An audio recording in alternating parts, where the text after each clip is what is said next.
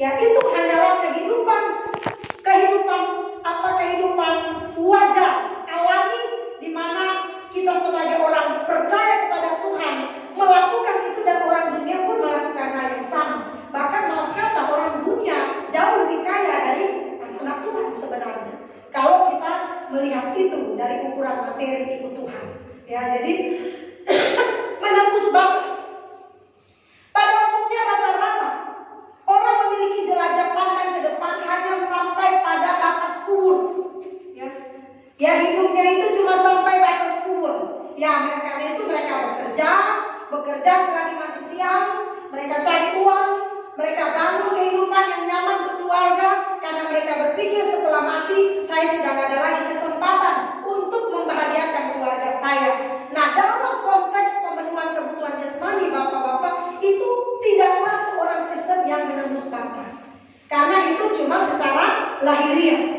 Artinya harus memiliki pandangan setelah mati itu, gitu. Jadi itu namanya menembus batas, pandangan yang menembus batas. Setelah mati, perkarakan hidup kita ke surga, kekekalan di surga dengan Bapa, atau kekekalan dalam neraka.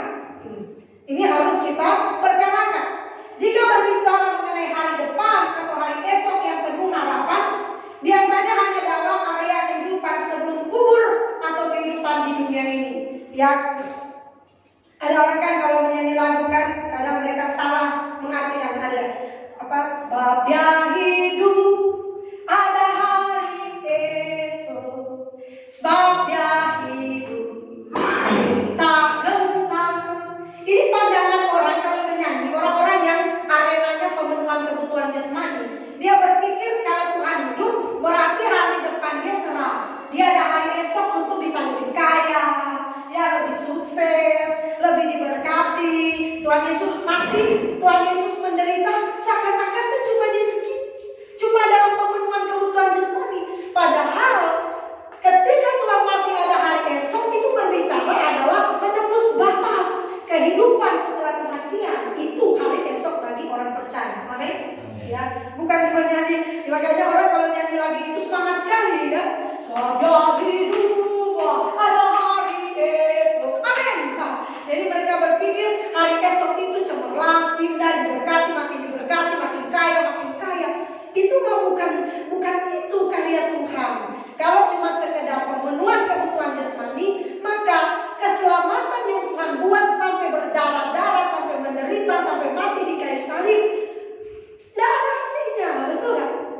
Ngapain Tuhan harus mati di kayu salib hanya untuk bikin kita itu kaya secara jasmani? Buat apa? Gak perlu mati berdarah-darah, gak perlu mati sampai menderita, gak perlu mati dianiaya seperti itu, gak perlu mati di kayu salib kalau Tuhan Yesus mati hanya untuk kita kaya, betul kan? Justru kematian Tuhan kenapa begitu menderita, menebus dosa umat manusia? Karena ini bicara kekekalan. Ini bicara kekekalan. Makanya dikatakan Tuhan menebus kita, membayar dosa kita bukan pakai barang fana, tapi pakai darah. Nah, kalau Tuhan sampai menebus dosa manusia begitu mahalnya, pakai hidupnya, pakai nyawanya sendiri, pakai darahnya, berarti kehidupan yang dibicarakan Tuhan bukan hari esok di bumi. Hari esok itu, yaitu setelah kita mati, kita ada dalam kerajaan surga, di langit baru atau bumi baru. Jadi sangat murahan Bapak Ibu kalau orang-orang berpikir bahwa sebatas Tuhan Yesus mati untuk pemenuhan kebutuhan jasmani. Ada yang bilang kan Tuhan mati supaya miskin jadi kaya, ya kan? Miskin yang miskin apa? Yang lemah dikuatkan, yang miskin diperkaya. Yang lemah dikuatkan, yes kan? Oh, tapi kalau udah masuk yang miskin diperkaya, orang sudah aminnya itu minta ampun, karena mereka pikir Yesus mati kita yang miskin jadi kaya. Kaya dalam konteksnya itu tentang rohani, hal rohani bukan hal jasmani. Kalau kita mau kaya, kerja itu tanggung jawab, ya kan? Kita mau mengerjakan keselamatan juga perlu tanggung jawab, kerjakan dengan sungguh-sungguh. Jadi saya ingin mengajak bapak-bapak yang dikasih Tuhan, mari kita memiliki pikiran yang menembus batas. Jangan pikiran kita cuma di bumi, berpijak di bumi, makanya kita melakukan sekuat tenaga hanya untuk kenyamanan hidup. Itu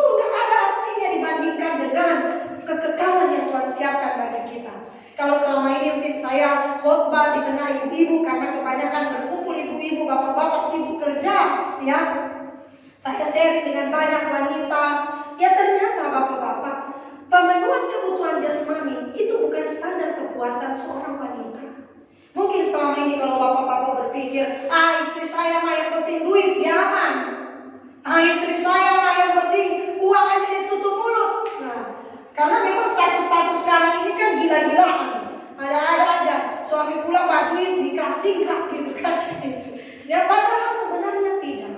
Mereka membutuhkan satu figur yang lebih dari masalah duit. Duit itu tidak jadi figur bapak-bapak. Figur Kristus itu harus ada dalam hidup bapak-bapak. Ya, harusnya bapak-bapak harus jauh lebih hebat dari setiap kaum wanita. Figur Yesus harus ada dalam figur kepala rumah tangga. Itu yang akan membawa keluarga mampu melihat Yesus. Jadi kita harus perhatikan sesuai dengan kebenaran Alkitab yang berbicara mengenai hari depan yang penuh harapan. Fokus orientasinya harus kehidupan setelah kematian, bukan di bumi sekarang ini. Bapak-bapak kita baca 1 Petrus 3-4. Yang karena rahmat-Nya yang besar telah melahirkan kita kembali oleh kebangkitan Yesus Kristus dari antara orang mati kepada suatu hidup yang penuh pengharapan, untuk menerima suatu bagian yang tidak dapat binasa, yang tidak dapat celah, dan yang tidak dapat layu, yang tersimpan di surga bagi kamu. Perhatikan di sini, ini bicara menembus batas, menembus batas. Dikatakan bahwa Tuhan Yesus itu melahirkan kita kembali oleh kebangkitan Yesus Kristus dari antara orang mati kepada suatu hidup yang penuh pengharapan. Pengharapan itu bukan pada kebutuhan jasmani, pengharapan kepada dunia yang baru, yaitu langit baru, bumi baru, di mana Bapa berada, di situ kita berada. Amin. Bukan, kalau pengharapan di bumi, apa sebenarnya pengharapan di bumi? Ya, manusia duniawi pengharapan mereka di buminya sebatas materi. Ya, tadi kami berbicara dengan ada lagi satu keluarga berjumpa dengan kami bilang, katakan begini bahwa mammon itu penipu bapak-bapak. Jangan percayakan hati kita kepada mammon. Mammon itu penipu. Kenapa? Waktu nanti kita kritis di rumah sakit, uang tidak akan bisa menyelamatkan kita. Tapi bukankah selama kita sehat, kita mengidolakan uang? Iya kan? Kita kerja mati-matian cari uang. Kita buang waktu sampai tidak ada waktu untuk berdoa dan beribadah karena uang. Kita melihat uang itu segala-galanya. Seakan-akan kita tidak bisa hidup tanpa uang. Tapi ketika kita akan masuk pada satu masa, kita sakit, ya dalam satu masa kritis kesehatan kita, di situ kita baru tahu mammon itu pengkhianat. Betul? Pengkhianat. Mammon itu bicara tentang harta, yang bicara ketika kematian menjemput kita, baru kita akan tahu di situ bahwa mammon tidak akan bisa menyelamatkan kita. Kubur kita hanya cuma kecil, ya kan, lahan kuburnya kecil. Mungkin kita punya rumah besar, tapi setelah dikubur cuma 2x1. Sangatlah tragis kalau kita hidup sebagai kaum bapa hanya berpikir dunia sekarang ini. Kita tidak berpikir dunia setelah kita mati, bahwa ada langit baru dan bumi baru yang telah Tuhan siapkan bagi kita. Amin. Ini luar biasa yang perlu kita mengerti. Dikatakan bahwa untuk kita itu hidup dalam kebangkitan Yesus Kristus dari antara orang mati, melahirkan kita kembali, untuk menerima suatu bagian yang tidak dapat binasa, yang tidak dapat cemarat, dan yang tidak dapat layu, yang tersimpan di surga bagi kami. Suatu kekayaan harta yang tidak akan cemar, tidak akan layu. Waduh, luar biasa. Ini adalah harta yang kita idam-idamkan. Amin. Bukan harta di dunia ini.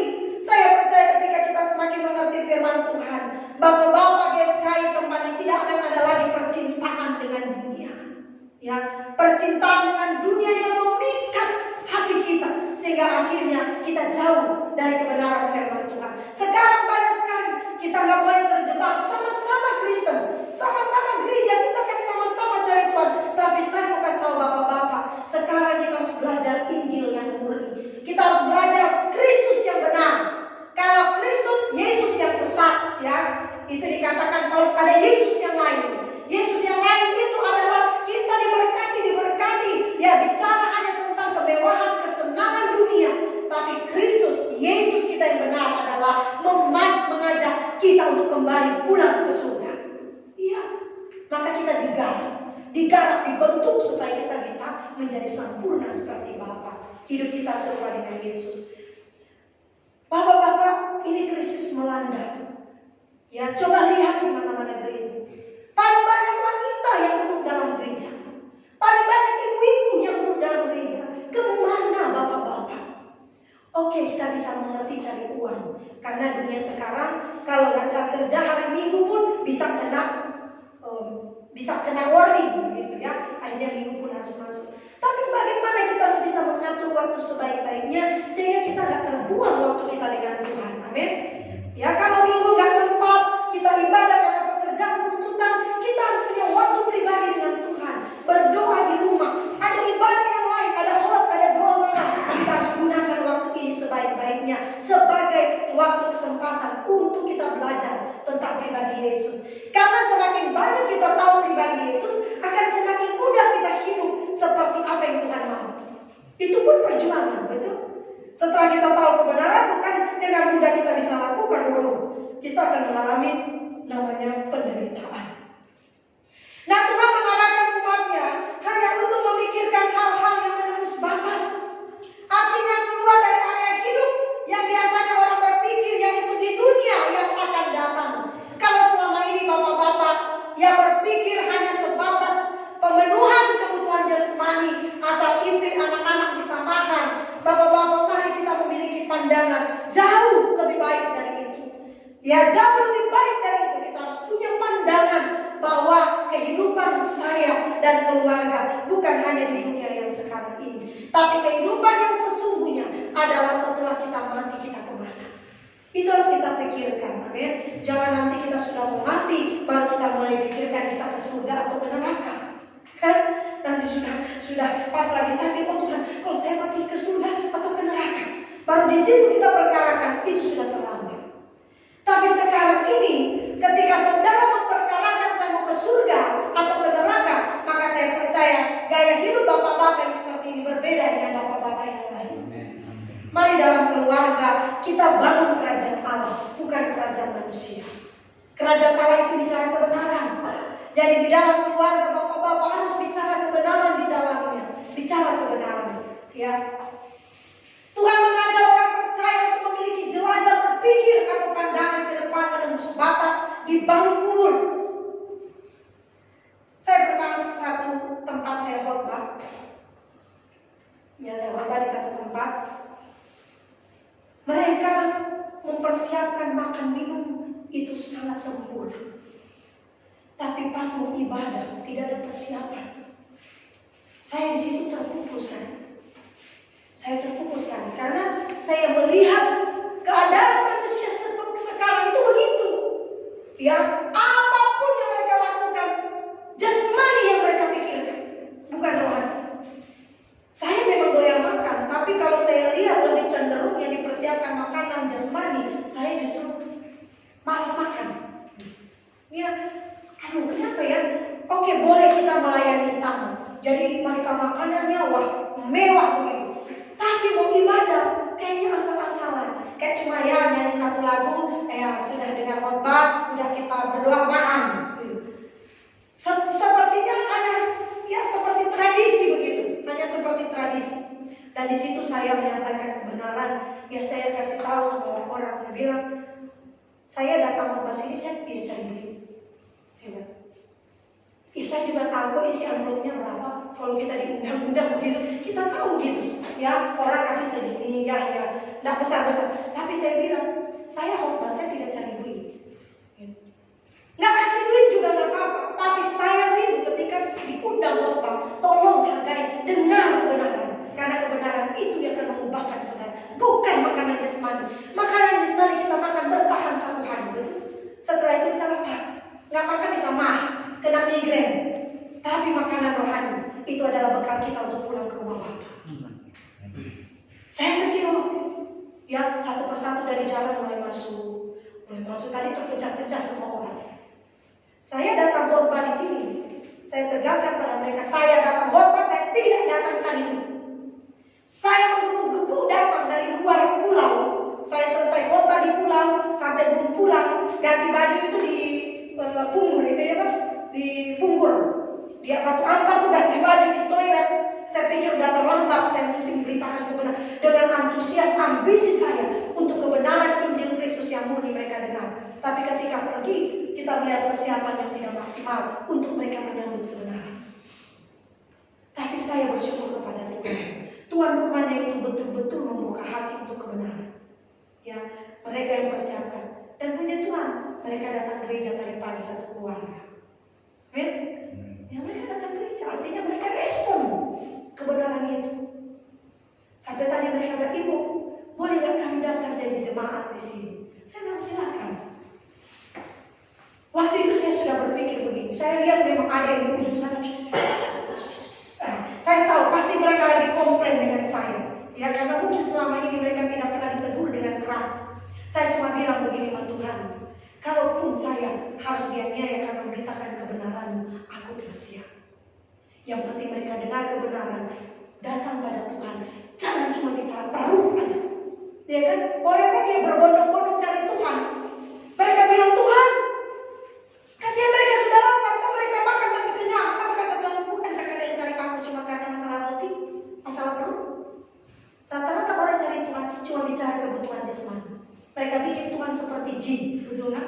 Cari Tuhan cuma untuk supaya apa? Mereka punya proyek tembus. Ya kan? Siap tahu nggak datang gereja, tiba-tiba datang gereja, cuma minta doain dulu supaya proyek saya tembus. Sekian lama nggak gereja karena ada penderitaan datang cari Tuhan. Mereka menggunakan Tuhan hanya seperti jimat mereka. Memang kita nggak bisa pungkiri nama Tuhan Yesus berkuasa. Amin. Kalau nggak mungkin orang pakai Yesus untuk diperjualbelikan.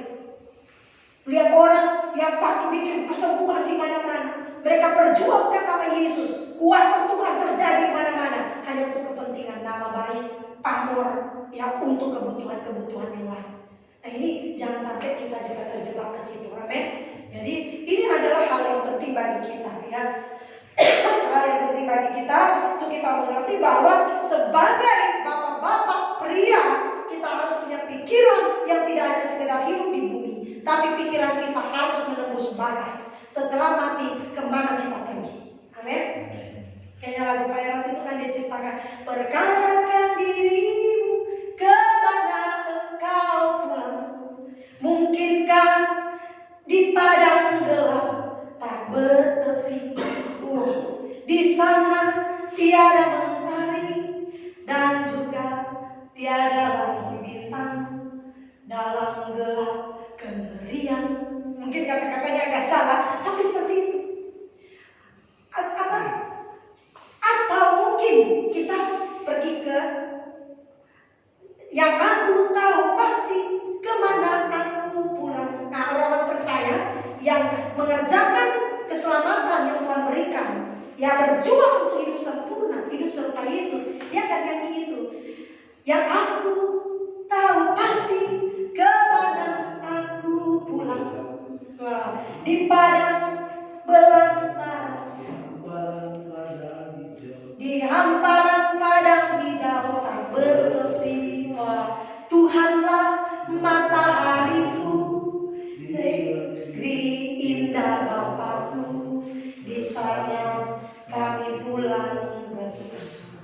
Wah, ini perkatakan dirimu. Jadi saya mengajak bapak-bapak bersama keluarga, ayo kita bangun kerajaan Allah.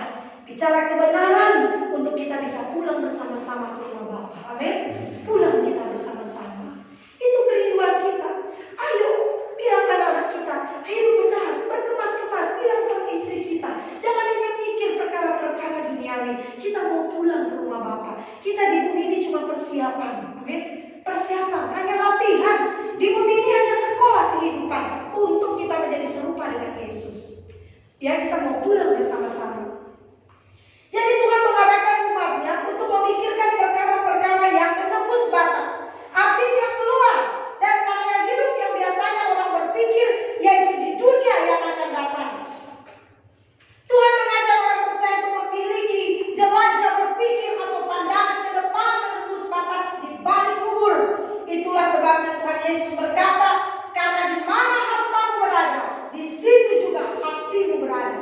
Matius 6 ayat 21. Matius 6 ayat 21 dikatakan, di mana hartamu berada, di situ hatimu berada. Nah, Tuhan Yesus mengatakan ini ketika Tuhan Yesus berbicara mengenai hal mengumpulkan harta di surga.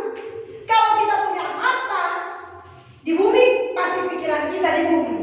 Ya, batu kumpul harta banyak-banyak. Ya, coba bapak-bapak lihat, siapa yang paling takut mati di bumi? Orang-orang berduit, orang kaya. Iya, banyak hartanya, banyak duitnya. Siapa nanti yang makan ini semua? Maka mereka membangun, ya bodoh, membangun segala hal untuk bisa mempertahankan hidup mereka. Tapi kalau kita mengumpulkan harta di surga, pastinya kita punya pikiran di sana, kita ingin pulang ke sana. Amin. Ya terjadi kan firman Tuhan katakan, di mana hartamu berada, di situ hatimu. Nah, kalau kita punya harta di surga, kita kumpulkan harta di surga, maka saya percaya hati kita semua ada di surga. Amin. Maka kita ingin pulang ke surga. Seperti itu. Mengumpulkan harta di surga adalah usaha bagaimana menjadi manusia sesuai dengan rancangan Allah, yaitu memiliki kodrat ilahi. Itu adalah cara kita mengumpulkan harta di surga. Mengumpulkan harta di surga adalah kita mengambil bagian kembali kepada rancangan Allah semula. Karena pada mulanya memang kita diciptakan sempurna. Amin. Pada mulanya Allah menciptakan kita itu serupa, segambar dengan Allah. Tapi ketika datang si iblis, maka dia menghancurkan karya Allah.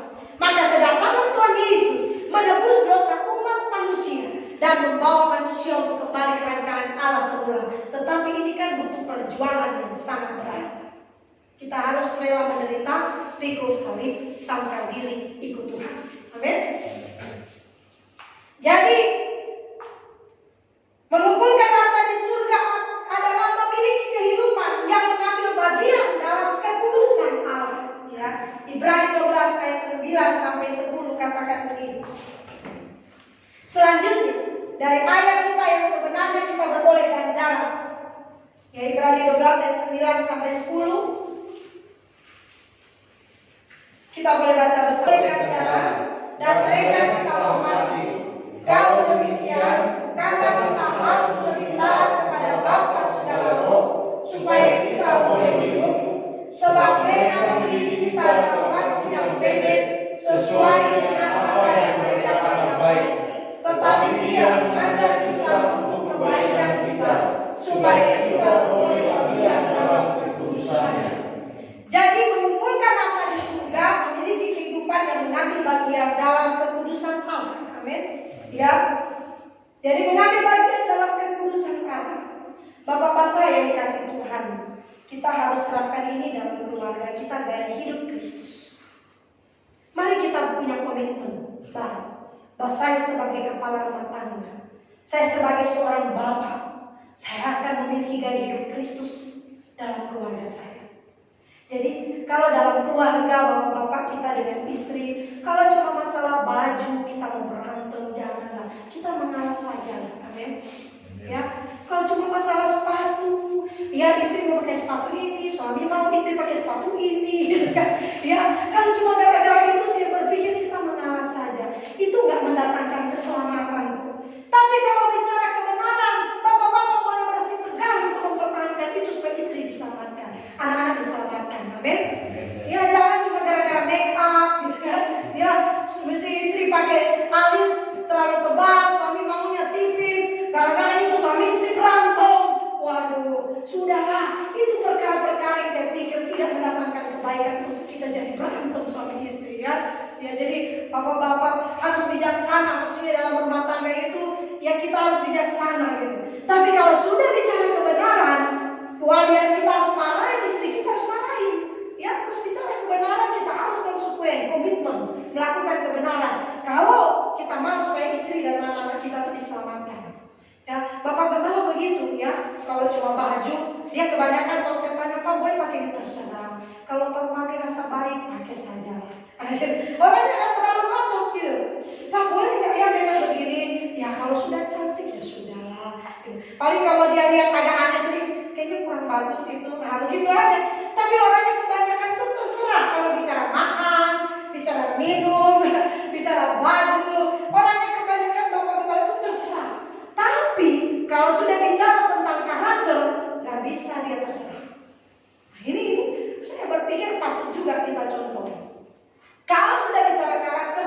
Ya, tidak. Saya sering menangis di buat Bapak. Karena apa? Saya tidak setuju, tetapi itu kebenaran. Bapak selalu bilang, kamu harus bisa. Karena kamu seorang pemimpin jemaat. Kamu harus bisa. Saya bukan pemimpin jemaat. Saya adalah Bapak Gembala, suami dari seorang gembala. Tapi kamu gembala, pemimpin jemaat. Mau tidak mau, kamu harus paksa hidupmu untuk bisa jadi pemimpin yang benar. Ya. Jadi Bapak itu selalu, karena kehidupan kita ini kan di luar jemaat cuma lihat luar, ya kan? Ya lihat sikap ada semuanya lah.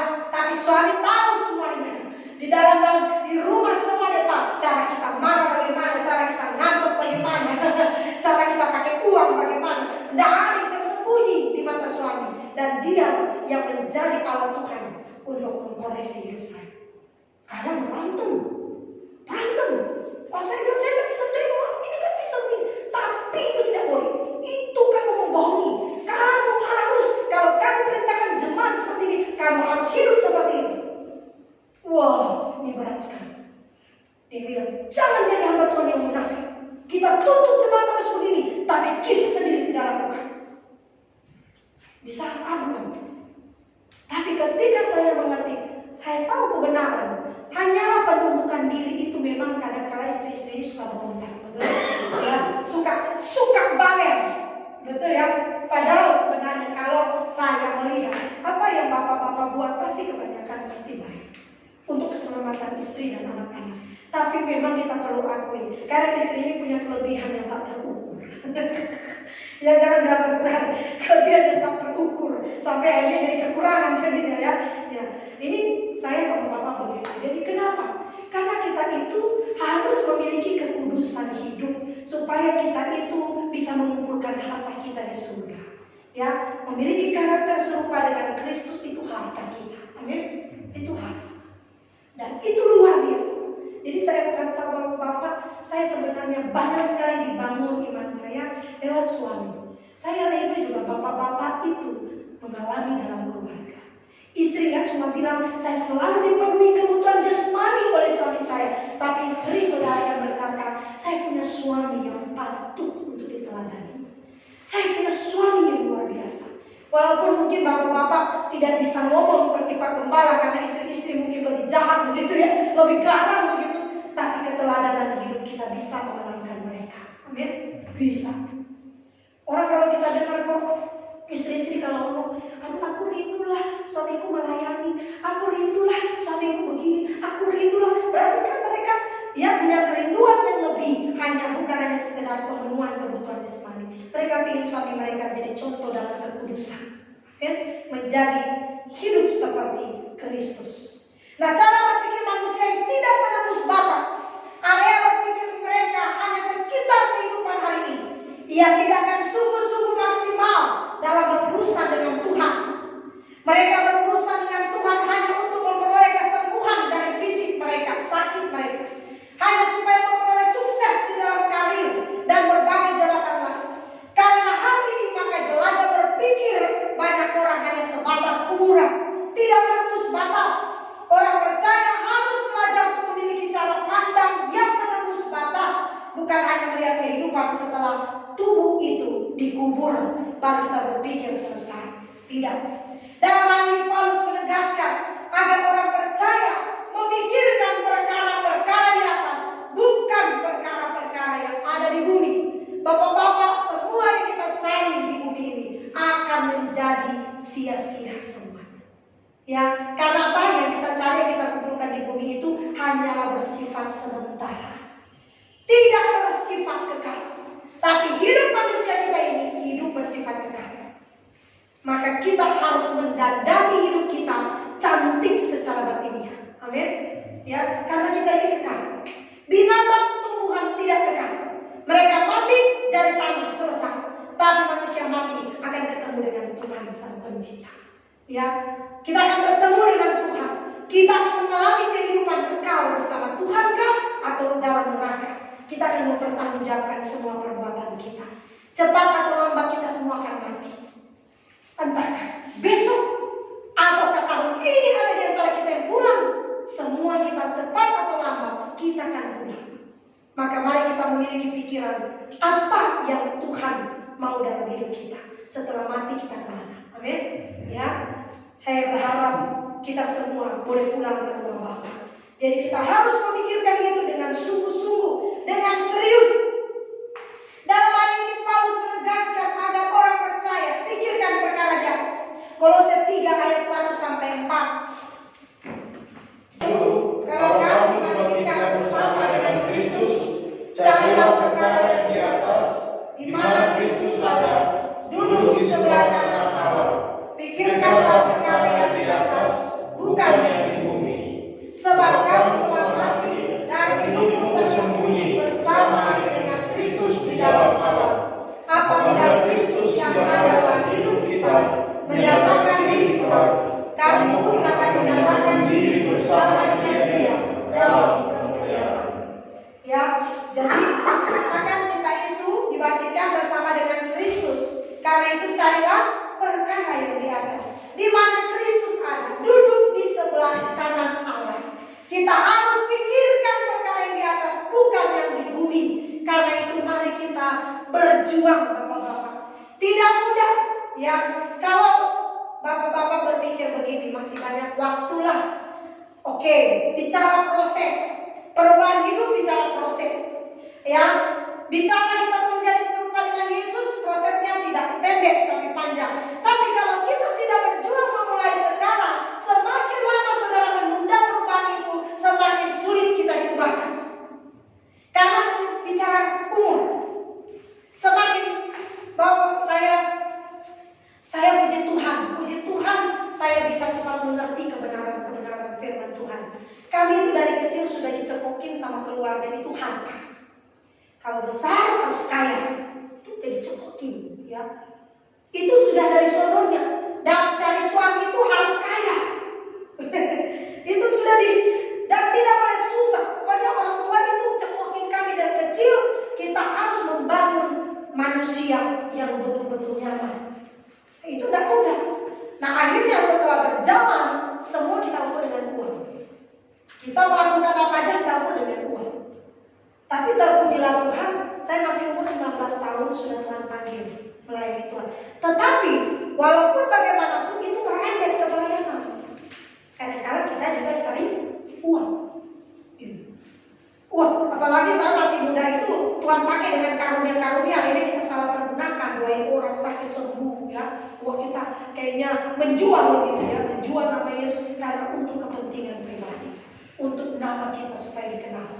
Nah, ini kalau hal ini, ya karakter kita ini bicara tentang pemenuhan kebutuhan jasmani. Tapi bicara tentang karakter, kita lahir dari keluarga punya latar belakang. Kalau kita di Manado, saya nggak tahu di suku lain, itu terkenal dengan watak itu dari marga. Kalau orang bilang begini, Koloai, nah kami khususnya marga Koloai. Kalau kami tahu Koloai, kami tahu karakternya kayak gimana. Saya nggak tahu kalau suku yang lain. Saya tahu karakter Koloai itu saya tahu. Jadi kalau bilang Koloai, kami beradaptasi dengan Koloai itu kita harus tahu karena Koloai itu rata-rata mereka itu keras kepala. Kenapa saya bilang keras kepala? Karena Koloai bukan saya muji, ini kata orang tua kami. Marga Koloai itu orangnya itu pintar-pintar. Makanya maaf kata Koloai itu kebanyakan di sininya tuh besar. Pak ini lapangan sepak bolanya. Ini ya papa saya itu sampai botak setengah begini, kakak beradiknya setengah begini. Mereka itu tidak akan mudah saudara injil. Logika mereka kuat sekali. Itu marga kami. Dan wah itu sulit itu. Kalau mereka berkata satu, sulit dibilang dua. Kalau mereka berkata A, sulit dibilang B. Sangat keras. Nah, bayangkan kami anak-anak yang lahir dari keluarga itu, kami dididik dan kami dibesarkan dengan doktrin-doktrin yang ditanamkan dalam keluarga. Dan tiba-tiba ketika kami harus belajar menjadi serupa Yesus, mudah dan untuk diubah. Tidak mudah, ya kan? Kalau John kemarin sempat bersaksi, waduh, ada satu kebiasaan yang sulit dibuang begitu. Memang betul. Kalau kita sudah emosi, kita bilang begini, dari nenek moyang kita sebegini. Nah, dari nenek moyang udah bayangkan itu. Kalau dia sudah bilang dari nenek moyang, saudara mau ubah pakai apa? Martil, mau pakai apa? Parang, supaya orang itu berubah. Batu mau diketok, sudah mengeras itu, mau diencerkan itu tidak mudah, betul? Itu ikan aja kalau kita masukin di es kalau sudah mau batu, kita harus tunggu dia dicairkan baru bisa masak. Nah bayangkan bapak-bapak, kalau kita sudah tertanam watak karakter yang keras, ya kita mau diubah menjadi serupa Yesus, saya percaya kita akan menangis setiap hari. Amin. Tapi semakin lama saudara menunda mengubahnya, percayalah akan semakin sulit saudara diubah dan akan semakin sulit diajak pulang ke rumah Bapa. Saya mau di sini. Kita jadi lagu, ku mau di sana. Orang-orang yang tidak mau diubahkan berkata, ku mau tetap di sini. Kita mau pulang ke rumah Bapa, ku mau di sana menuju rumah surga. Tapi yang orang-orang yang cinta dunia, yang tidak mau diubahkan, dia mau menyanyi lagu yang ku ingin tetap di sini. Karena apa? Karena dia tidak siap untuk diajak pulang. Kita umur berapa sekarang? Taruhlah yang paling tua. Om John berapa? 60-an. Nah, pastilah banyak sekali momen-momen yang Om John pasti sesali gitu, bisa lewat begitu saja. Ya kan Om John ya? Aduh, kalau misalkan orang tua ya, kalau dengan kebenaran usahanya saya muda, ya. Jadi ketika begitu kan lihat anak-anak muda ya, pasti orang tua bilang sayang kamu kayak gitu ya. Aduh kalau masih muda, oh mau kamu begini, oh mau saya gue. Jadi kan pasti banyak kerinduan, ya. Pasti ada banyak harapan. Nah kita yang paling kepala 4 atau paling kita sadar kepala 3, ya kan? Kepala 3 ini masih sangat fleksibel untuk diubah, masih bisa. Ayo kita berjuang, masih bisa ini. Tapi kalau kita sudah naik kepala 4, naik kepala 5, kepala 6, nanti sama kayak bapak saya nanti, semua firman sudah di luar kepala. Gawat ini. Nanti kalau ada sampai ke taraf itu, bapak-bapak, itu akan menjadi kehidupan yang menyedihkan. Kita kalau injili orang tua, coba bapak-bapak ke kampung, kami terus injili bapak-bapak yang sudah kepala 6. Kalau nggak saudara dibentak, kamu tuh apa? Kami pakai kacamata ya. Umur berapa kamu? Umur berapa kamu? Kamu kasih tahu om sekepala rambut putih. Nggak lihat ini rambut sudah putih. Kau baru lahir kemarin kau injili saya. Kena itu, betul kan? Iya bapak saya itu kalau orang ngomong, kalau saya ada khotbah itu, papa saya lalu ke adik saya di Jakarta. Kasih tahu kakakmu yang di Batam, kalau papa minta duit jangan dikhotbahin. kasih doi, jangan dikhotbahin. Makanya ini ya, tidak mudah ini. Ya mengubah karakter orang yang sudah berdarah daging tidak mudah. Tapi lebih baik kita putuskan sekarang. Lebih baik kita mengalami perjuangan berdarah-darah, menangis, menderita karena Tuhan menggarap kita supaya menjadi sempurna seperti Bapa, hidup serupa dengan Yesus dan kita masuk dalam kekekalan bersama Bapa, daripada kita tidak berjuang untuk berubah. Karena sudah jelas orang yang bersama Bapa dan kekekalan adalah mereka yang diselamatkan memiliki karakter serupa dengan Kristus. Amin. Kita mau pulang ke rumah Bapa. Amin. Ya, jadi memang setiap hari ini yang perlu kita dengar. Jangan tiap hari saudara mendengar firman yang 5 konsep berkat 1. Berdoalah banyak-banyak, semakin banyak berdoa banyak berkat. Sedikit berdoa sedikit berkat. Tidak berdoa tidak ada berkat. Ya, supaya saudara berkati 2. Ya, supaya saudara menjadi orang sukses. Ada 5 kunci sukses. Jangan bapak-bapak, bukan zaman lagi kita dengar itu firman yang mengenakan telinga. Sekarang kita harus terima firman yang akan menyakiti kita. Karena kalau tidak, manusia pada inginnya pengen aman di bumi. Harus dibongkar sarangnya supaya pengen pulang bersama Bapa. Amin. Ya, jadi jangan pula yang mendengar khotbah-khotbah yang mengenakan telinga, supaya diberkati. Nanti saudara banyak berdoa kok gak ada berkat. Ya, pagi banyak berdoa kok gak ada berkat. Malah tambah sore ini, malah tambah siang ini. Wah, ternyata itu bohong. Ya. Berdoa. Tuhan Yesus itu waktu dia mau disalibkan makin tekun berdoa. Apakah salib itu jadi tidak dipikul oleh Tuhan Yesus? Pikul. Padahal kalau saudara baca itu Tuhan Yesus semakin bersungguh-sungguh berdoa. Ketika ia mau diserahkan, Ketika waktu Tuhan makin dekat, dikatakan di Taman Getsemani, Tuhan makin bersungguh-sungguh berdoa. Semakin dekat penderitaan dia berdoa, sampai dikatakan peluknya berteteskan darah. Tuh. Dia berdoa ketakutan. Karena apa? Dia harus menerima penderitaan yang harusnya tidak layak dia terima demi umat manusia supaya diselamatkan. Bayangkan Tuhan Yesus berdoa. Apakah Tuhan Yesus tidak diberkati? Tapi kalau memang Tuhan Yesus menerima itu semua, ya itu Tuhan rela lakukan untuk kita semua. Jadi ini kita juga begitu berdoa. Soalnya kadang berdoa pas amin masalah sudah di depan. Benar, saudara alami ya. Berdoa Tuhan tolong kami kuatkan iman percaya kami, kuatkan Tuhan, biar kami sanggup menghadapi persoalan hidup. Kuatkan Tuhan. Amin, itu sudah di depan itu masalah. Kita pikir dia sudah kabur, ternyata dia makin dekat. Ternyata itu cara Tuhan untuk memproses kita kembali kepada rencana Allah. Yang mungkin kita tadinya nggak sabar jadi sabar lewat proses itu, amin. Yang tadinya kita mudah marah lewat proses itu kita jadi nggak mudah marah.